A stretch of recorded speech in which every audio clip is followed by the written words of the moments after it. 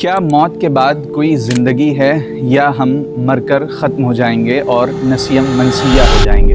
موت کے بعد کی زندگی پر بہت سی دلیلیں دی جا سکتی ہیں، مگر آئیے اسے ایک تمثیلی واقعے سے سمجھنے کی کوشش کرتے ہیں۔ ماں کے رحم میں دو بچے ہیں اور وہ آپس میں گفتگو کر رہے ہیں۔ پہلا بچہ دوسرے سے پوچھتا ہے، کیا تم ڈیلیوری کے بعد کی زندگی پر یقین رکھتے ہو؟ دوسرا بچہ، بالکل، ڈیلیوری کے بعد کچھ نہ کچھ تو ضرور ہے، اور شاید ہم یہاں اس لیے ہیں تاکہ آنے والی زندگی کے لیے خود کو تیار کر سکیں۔ پہلا بچہ، سب بکواس ہے، ڈیلیوری کے بعد کوئی زندگی نہیں۔ چلو مان لیا یہاں اس کے بعد کوئی زندگی ہے بھی، تو آخر کس طرح کی زندگی ہوگی؟ دوسرا بچہ کہتا ہے، مجھے یہ تو نہیں معلوم، مگر وہاں یہاں سے زیادہ روشنی ہوگی، اور شاید ہم وہاں اپنے پیروں سے چل بھی سکیں اور منہ سے کھا بھی سکیں، ہمارے پاس مزید سینسز ہوں جن کا ابھی ہم ادراک بھی نہیں کر سکتے۔ پہلا بچہ کہتا ہے، کیسی مضحکہ خیز اور نانسنس بات ہے، اپنے پیروں سے چلنا اس کا تو سوال ہی پیدا نہیں ہوتا، اور کھانے کی بات نہایت احمقانہ بات ہے۔ وہ ناڑ جو ہمیں ساری بنیادی چیزیں پہنچاتی ہے وہ بہت چھوٹی ہے۔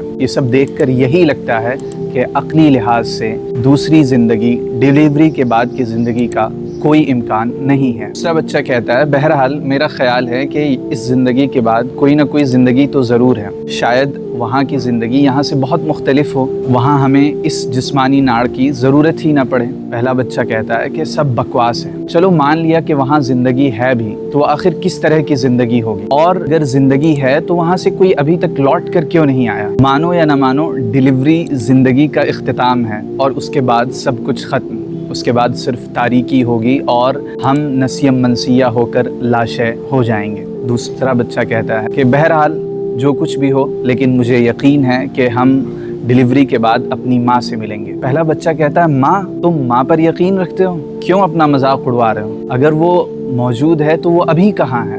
دوسرا بچہ جواب دیتا ہے، وہ ہمارے ارد گرد چاروں طرف موجود ہے، اس کے وجود نے ہمیں گھیرا ہوا ہے، اور ہم اسی کی ذات میں تو موجود ہیں، اگر وہ نہ ہوتی تو یہ دنیا بھی نہ ہوتی اور نہ ہو سکتی تھی۔ پہلا بچہ کہتا ہے، بہرحال وہ مجھے اپنی آنکھوں سے نظر نہیں آ رہی، تو عقل کا تقاضا یہی ہے کہ وہ موجود بھی نہیں ہے۔ دوسرا بچہ جواب دیتا ہے کہ اگر کبھی تم خاموشی سے غور و فکر کرو اور دل سے سننے کی کوشش کرو تو تمہیں اپنے ماں کے وجود کا احساس ہوگا، اور اس کی محبت بھری آواز تمہیں سنائی دے گی۔